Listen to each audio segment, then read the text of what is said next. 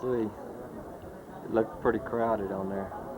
We're at the Royal Gorge Bridge. There's the largest suspension bridge in the world, they say. It's 1,000 feet down this thing. Trey thought about jumping off,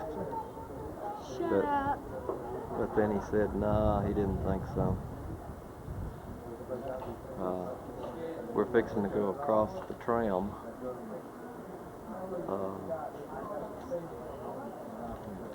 Looks, I guess, okay. And here we have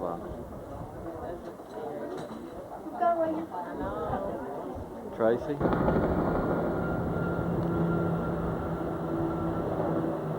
There goes the tram that we're going to get on in just a minute, going all the way across this thing.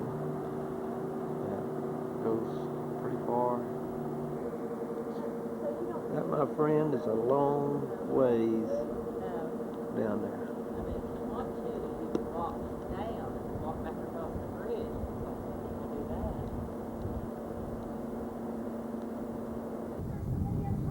Here we are at the Royal Gorge, at the lookout tower at the peak, and we're looking at the bridge, suspension bridge, right behind us.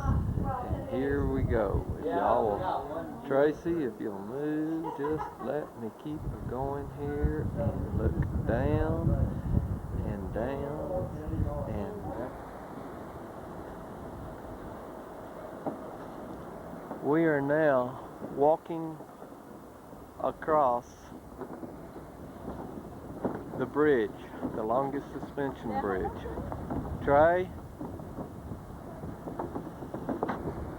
and there is Barb, walking and walking. That's where we were on a lookout point, way up there. Here we are. If the camera is rocking and moving, it's because the bridge is. There, wider viewpoint.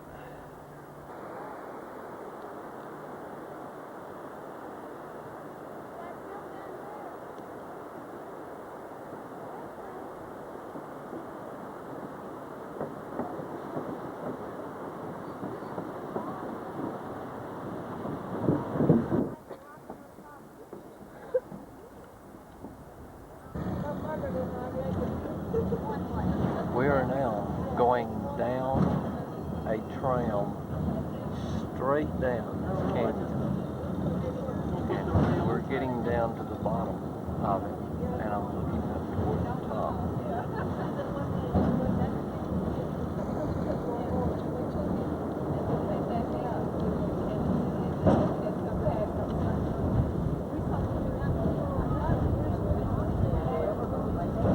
Are you yours, Papa Tracy?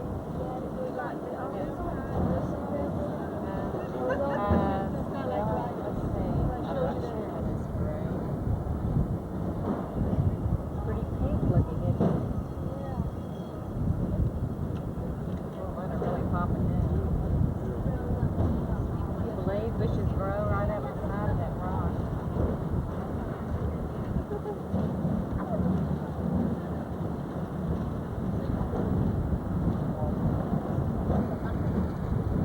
Can you imagine what this looks like when it's been snowing and melting? I bet you there's water that gushes down some of these things.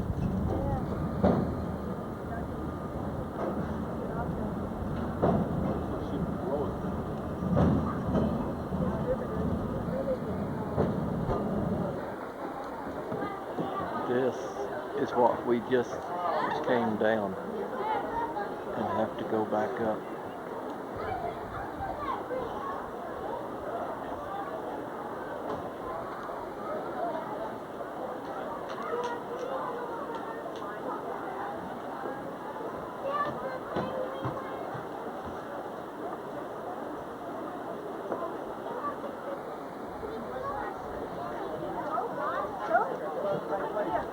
Tracy does not feel good.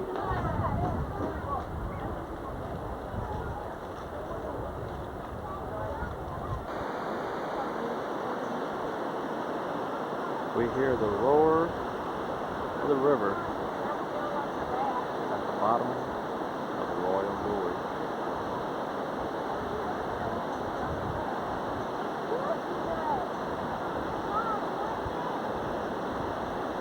White water.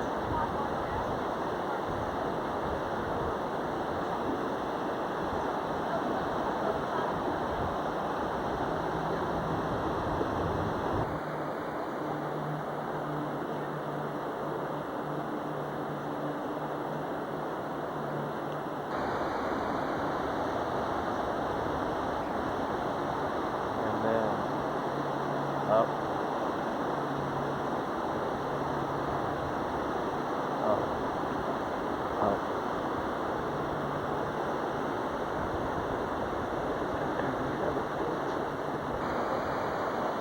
There goes the trail, just out of sight right now.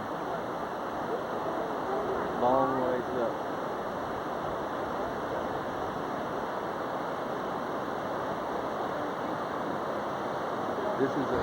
This pipe running all along the bank here was used for water, to take water from Canyon City to where?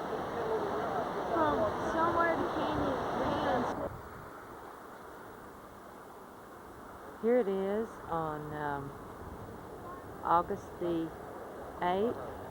We have just left Canyon City, and Bill and Tracy are practicing their mountain climbing down into the Arkansas River. We are mountain climbing. This is probably about 8 or 10 miles outside of Canyon City. The highway runs right along the river. Trey has gotten a little further down. He is searching for valuable rocks, of which he already has several.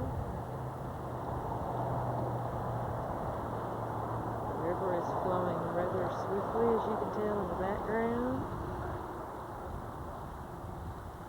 It is absolutely spectacular here. It is a clear, gorgeous day.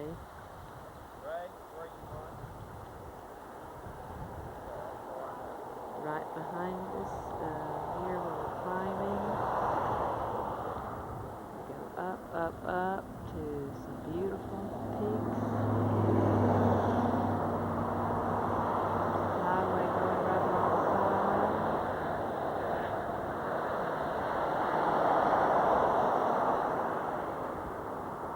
Should have been down between a canyon wall here, and I guess that's why it's called Canyon City.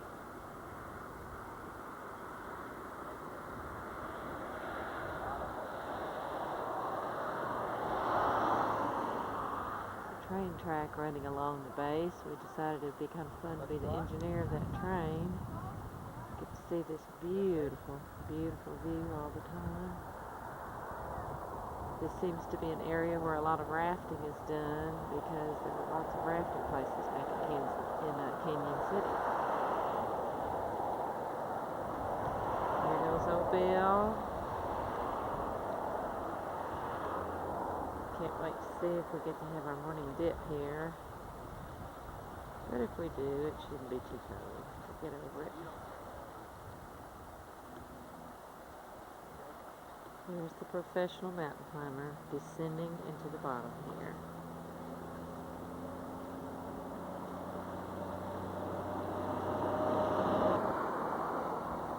Gee, maybe we'll even strike gold down in here and pay for our entire trip. That's how it was originally done.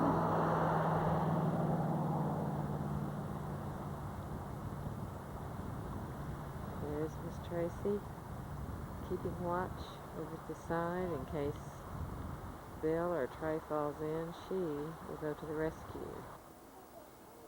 We're stopped again along the side of the road. There are gorgeous wildflowers all along the way.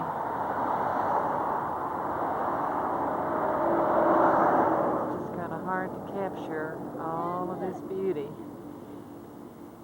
So we're just going to put little segments on along as we go.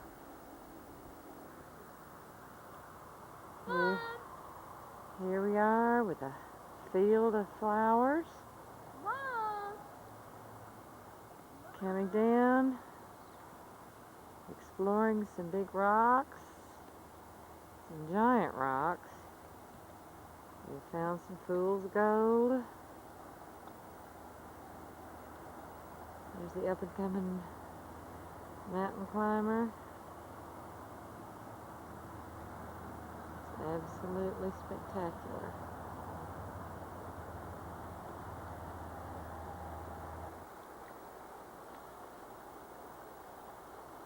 Here we are right down by the river. Some major big rocks.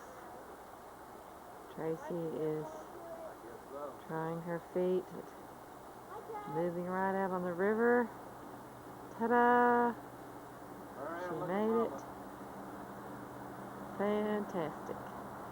Here the water is rushing along here. I've seen it a lot, moving a lot swifter even than this, but it is moving on.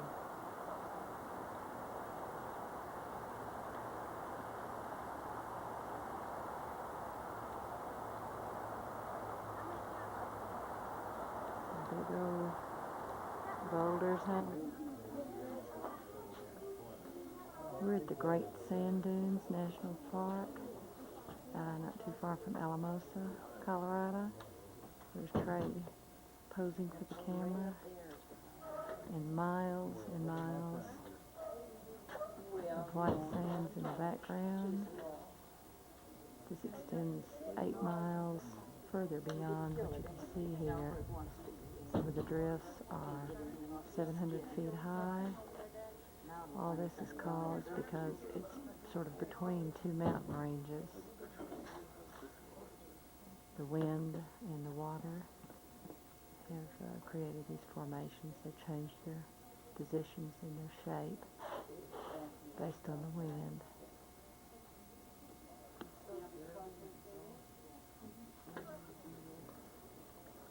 Some hardy souls walk up into the sand dunes. You can't really see from here. We can see some little tiny specks of people camping back, walking back up in there right now.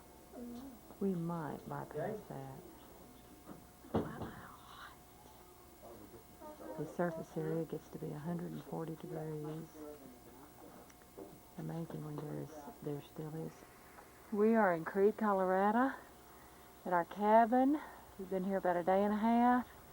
We've been fishing, and it is raining, and therefore this spectacular rainbow. If they don't believe it's been raining, all I have to do is from one horizon to the other.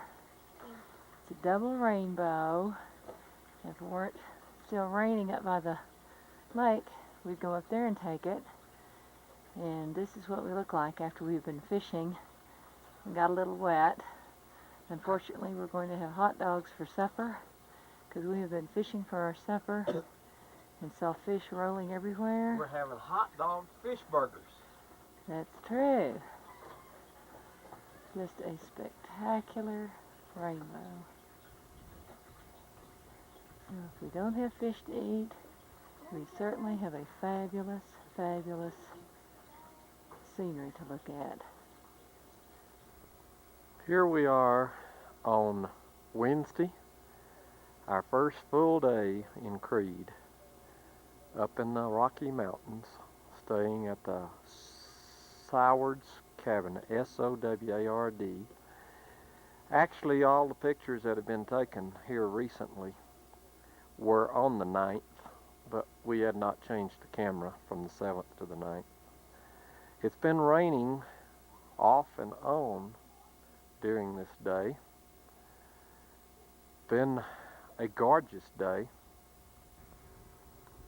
This is the picture that we look at behind our cabin. A gorgeous, gorgeous picture. As you can tell, this is a true working farm, or ranch I should say. It's 1,200 acre ranch. This right here is just fabulous. This is right behind the window. We have a big picture window at the back and the front of the cabin, and this is what we look at the back of the cabin. This is on the side of the cabin. We look at a pond. Actually, there's two ponds. Both of them are for breeding and stocking rainbow trout, which we just came from trying to catch some up at the top. Going a little bit in the other direction, we'll get a complete panoramic view. As you can tell, the sky is extremely dark. Yesterday, the sky was extremely bright blue. We've had to wear jackets all day.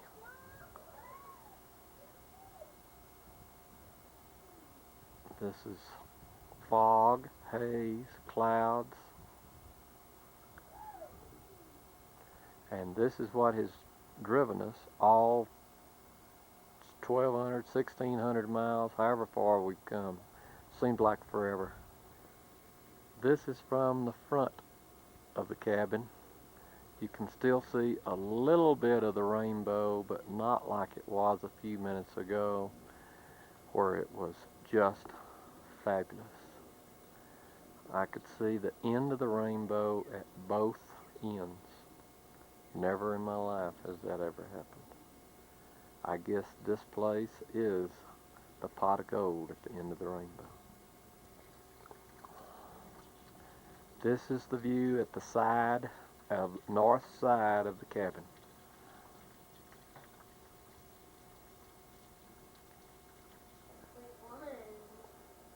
Here's the view inside the cabin. At the other end of the house, the picture window, there's the beautiful picture. The beauty to go with the beautiful scenery. As you can tell, a pretty nice cabin. Refrigerator, stove, all the conveniences of life. Bookshelves. A wall from about 150 years ago. This is a belly pot stove. There is a tray and a Tracy. Tracy, come peek your head out the window door. That's their bedroom. Our bedroom with light. And that's a tray that's still coughing. Both kids have been sick on this trip, but we're trying to get them. Are you feeling Okay. that? And he hasn't been doing a good job of helping. Of helping what? Getting you well, you mean? Right. But you're almost well, aren't you? No. No. Sort of, but not So really. how about you, Tracy? Sort of. You feel better than you did yesterday, don't you? Right now, we're in Crete, Colorado. Let me change the date. We are in the outskirts of Crete, where all the silver mining used to go on, which is what Crete is famous for. It was developed about 100 years ago. Crete had approximately 10,000 people in it at one time. It was the booming town, it was the boom town of Colorado. In the last 20 years, they say as much as $1 million worth of silver has come out of this town. There are still some working mines, but most of them are closed up. Still, we have more running water, as all over the state. Just some beautiful scenery back up in this little out of the way road is really what it is.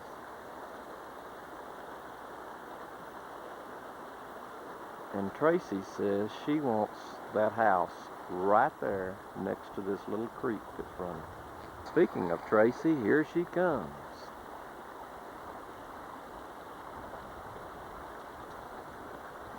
Hello. Where are you headed?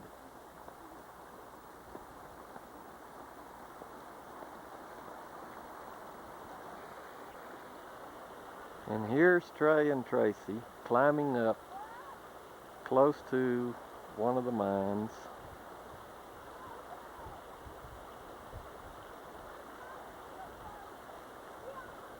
That's closed up.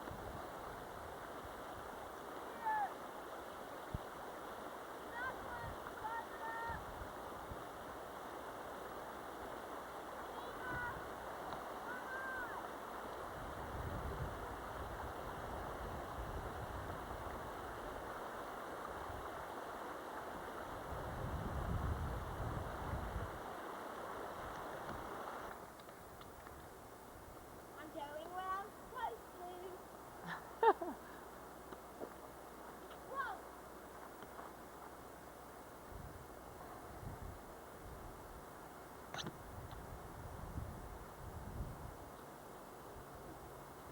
And there's the entrance.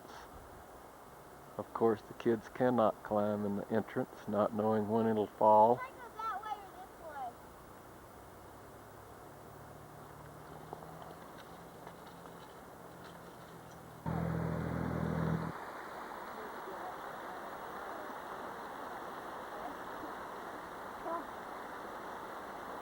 way? We have just gone around the corner.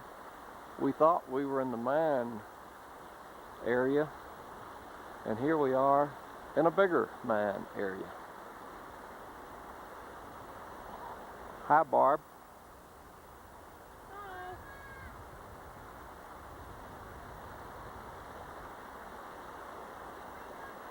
It's just fabulous and neat looking. I don't know if this is going to be captured on film or not. Here we're looking back to where we were just a few minutes ago. And up behind me, it was the mine shafts. And I'm fixing to go up, up, up. And this is what we are standing in between. Trey, Tracy, Barbara, this is to prove that they have been in a mine city, in a silver mine city at that. Bye. There's the old cart over here.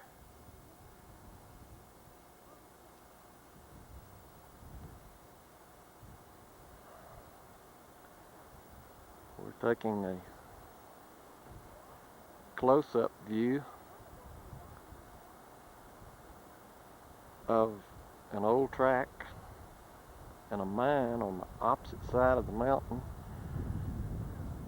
And now we will go for the far up view, and again, it's unbelievable in height, size, and we just go down, way down, and it even goes further down, and looking at it back down, that's where we got to go back down too.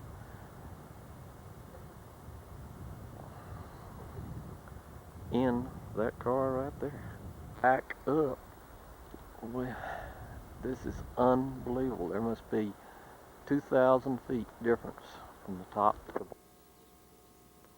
Have to sit and wait for a few minutes. They'll all come.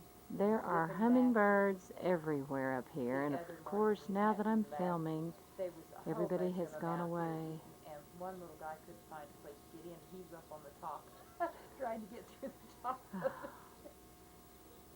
Well, you guys have a good trip. Thank you. Home. There will be as many as 30 or 40 hummingbirds clustered around these two feeders. At any given time, you will see them flying all around, out in the wildflowers around here. These little bookers can be very mean. They'll fly up here and chase each other away, but they are really fun to watch.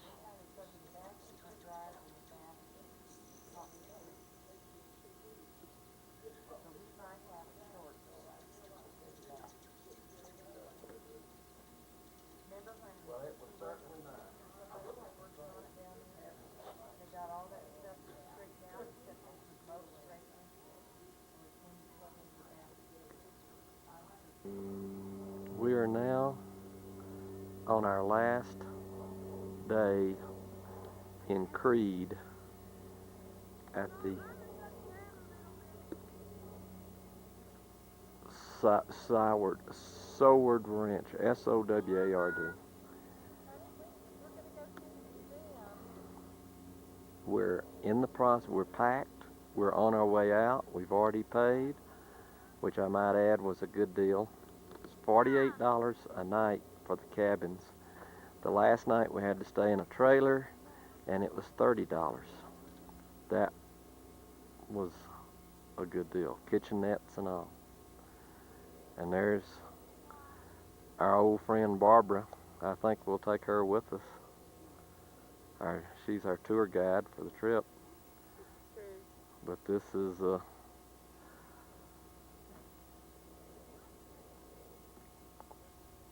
kids are down there somewhere that you can see. I'm not sure you can see or not, but way down in the river, we're trying to focus, are two fishermen. One on the left bank, one out in the water. The other day we saw these same two fishermen fishing, and they caught a couple of pretty nice trout. And as we get ready to leave, I will focus again on the most beauty that there is here at the place. What can I say? What can you say? You could say, well, maybe not quite. Goodbye, Crete.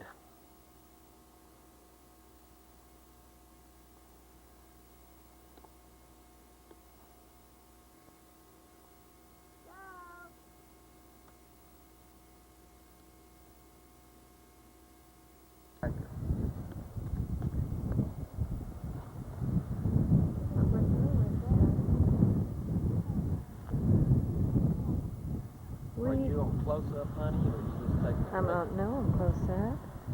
We have just come through Wolf Creek Pass, and we have seen so many chipmunks, but I've never gotten a shot at one, and there are several playing around here. So we're trying to get a shot at some chipmunks.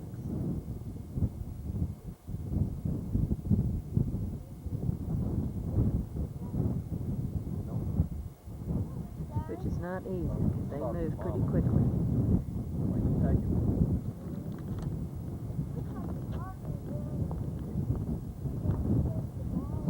I think this is the chipmunk house, because several seem to be coming and going. They're tinier than we thought that they were, but many chipmunks in this area. Y'all just be careful out here.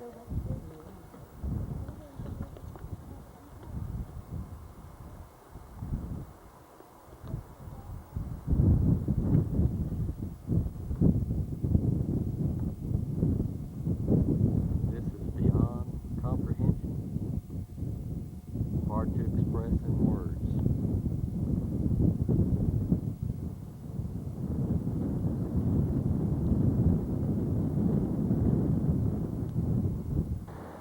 This is our last day in Durango. Yesterday we rode the train to Silverton. I am now fixing to take a picture of the train coming down the tracks on its way to Silverton, which is the train that we wore yesterday.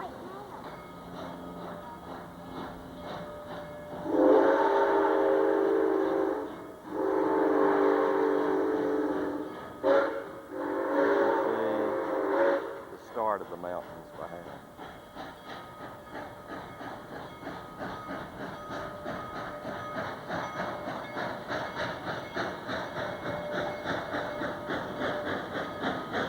An old train track, old train cars.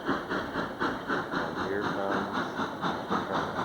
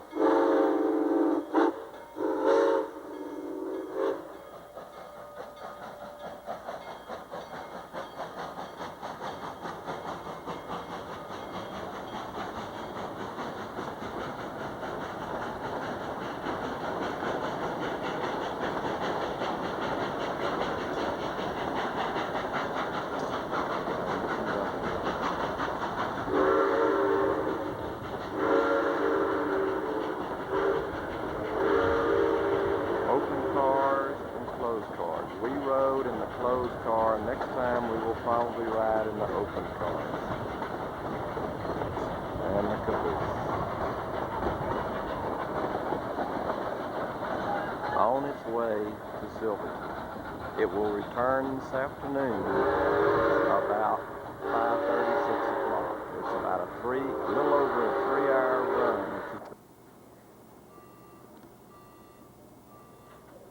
This is the Stratter Hotel where we stayed in Durango. As you can tell, it's a very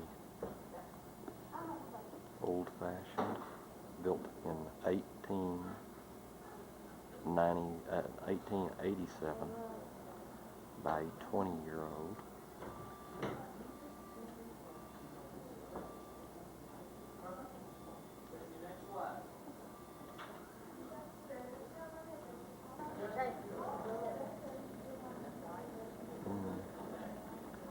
Not sure there's enough light to see these fine folks or not, but there they are sitting in the hotel.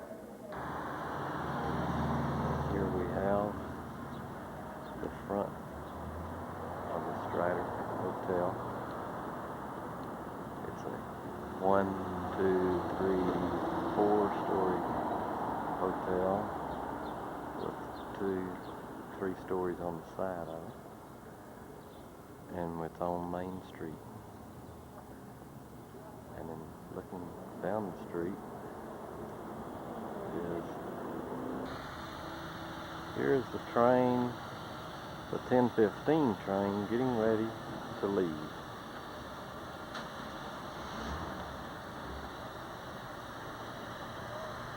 See mountain scenery. It's impressive. You've never seen this before. You go to Los Angeles. That's the big deal. That's where it's No, I just need to we've been to Los Angeles. No, we've been to Los Angeles the last time. I don't blame you. I was born in Orange County. They close up all the coal on the coal car.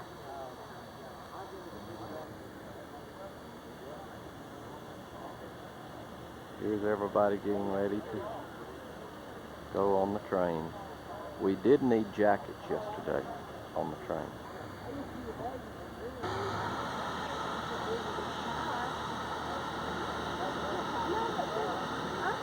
Bell, smoke, coal car. There's nobody else in there. No, it's kind of really Lots of pollution, I guess, but it's coal smoke.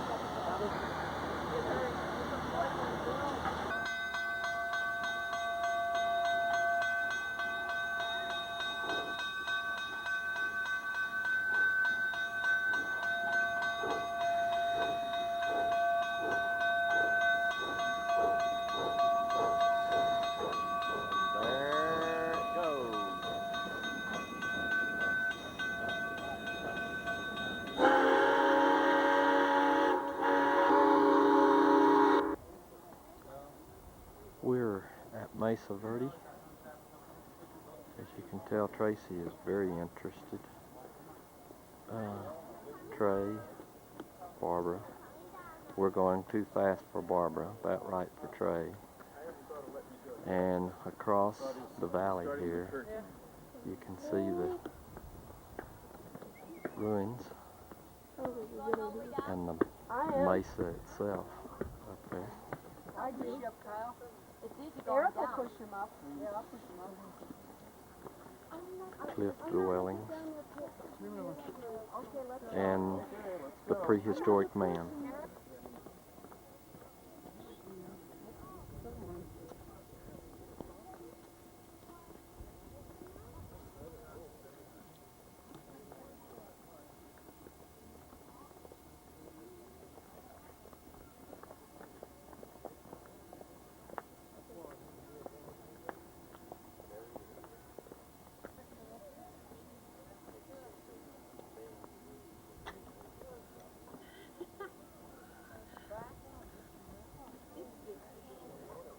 Lively bunch over here.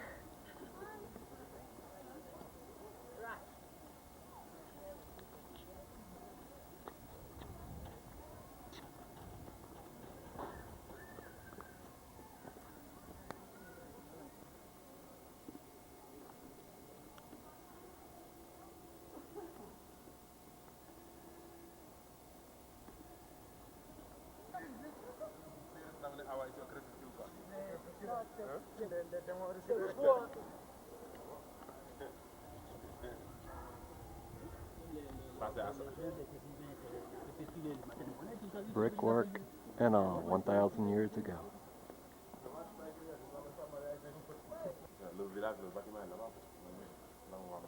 Coming down this cliff, we get to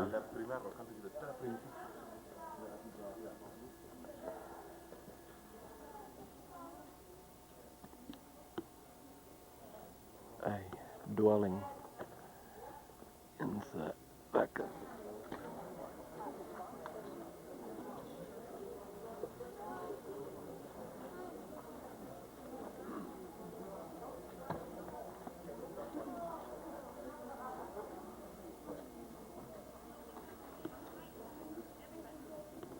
Even had 2 stories, sometimes 3 stories.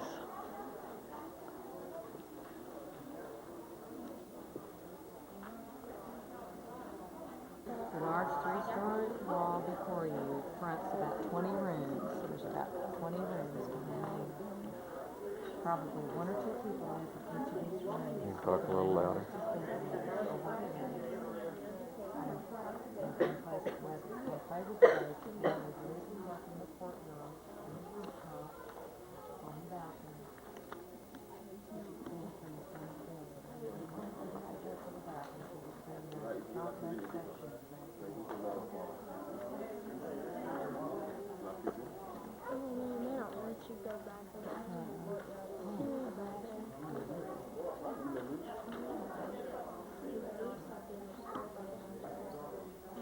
This is the courtyard. Goes down to the kiwi room down below, ceremonial room. 20 rooms that we just looked at, bedrooms and all. And what else? Oh, and the rooftops were used for lounging. Okay. Yep, I don't want to get out here. Here's Trey, Tracy, and Barbara, along with all the other folks, looking at the ruins. They have just climbed from down below. There was one kiva room that they could climb down, that they climbed down into. I've not heard their comments yet from them.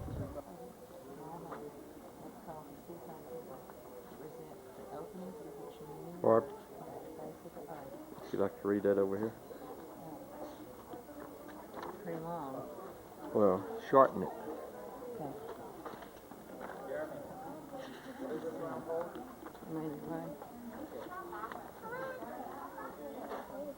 Ready? Yeah. You're looking into a kiva, and it was used primarily for ceremonies, religious ceremonies, but when those weren't taking place, it could be used as a village gathering. It has a large pit in the center that was used as a fireplace. Fresh air was drawn in, and perfect ventilation was allowed through an opening here at the top. There's also a hole in the center called a sipapu, and it represents the opening.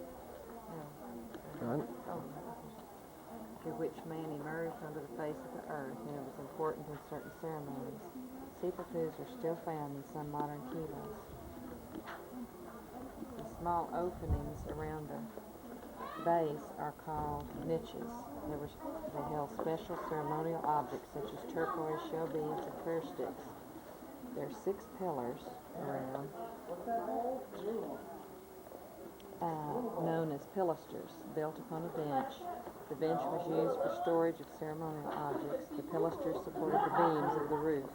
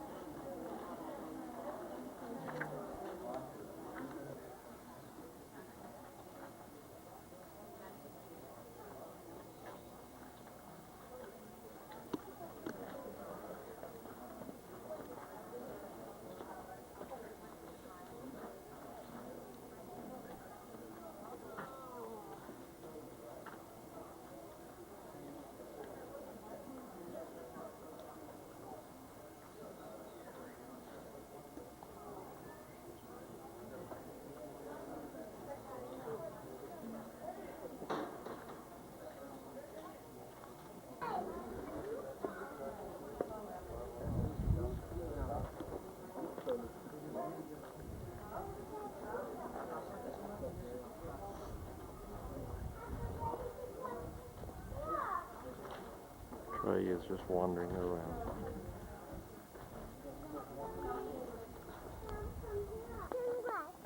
Roger? Yeah. Nah, he can go ahead.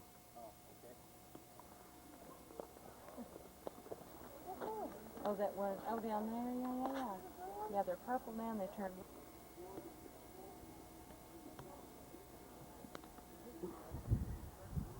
We have just gone over to those dwellings and have walked back somewhere or another up and down and around and through on walkways back over here. And as you can see, the walkways go down, way on down. Right, I'm ready. This is Cliff Palace, which is the largest cliff dwelling in North America. It has over 200 private dwellings. It probably was home for about 200 of the Anastasia Indians. It was discovered in 1888 by two cowboys out looking for stray cattle. They climbed over the edge and discovered it. The last group of Indians that lived here would have been in the 1200s.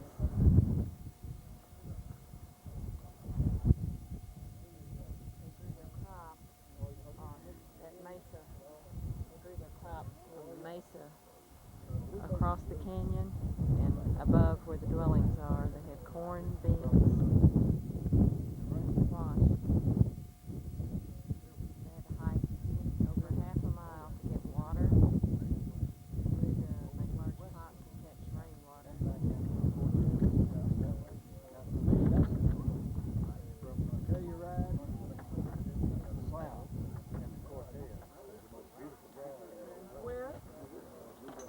What's created the cliff dwellings is that the top layer of the earth here is sandstone.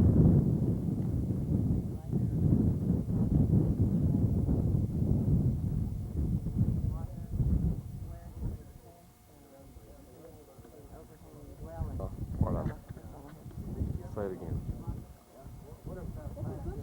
The cliff dwellings was created by the fact that there's sandstone on the top layer and shale on the layer underneath, and the water and erosion has worn away where the sandstone chips off. The shale does not change. Also in the winter when it freezes with the sandstone and then as it thaws it causes chipping and sheets of sandstone break off and fall. The shale is not affected, so it stays the same, but over the thousands of years, the covering then has been created under which the Indians built their dwellings.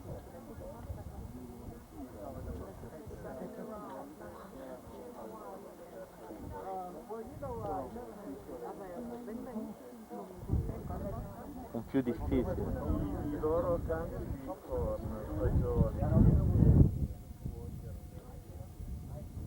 le zucchine sulla vicina sommità della Mesa erano Big city. quindi erano sopra i loro piani. Crete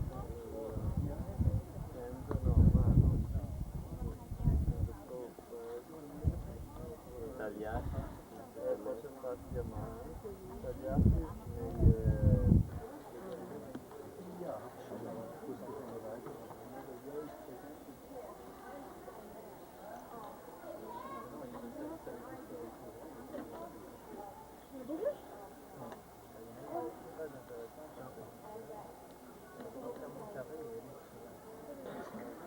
And they come here also. Other Pueblo people do too. Yeah, the same in Africa with the Dogon. It's very strange. The Dogon were living at the same time as those Africans, but at some time they disappeared. The figure around. This is the level we are right now. I am in the ruins. And this is where we started at, up there, walking downward. Now I assume these Indians did this every day. They were in good shape.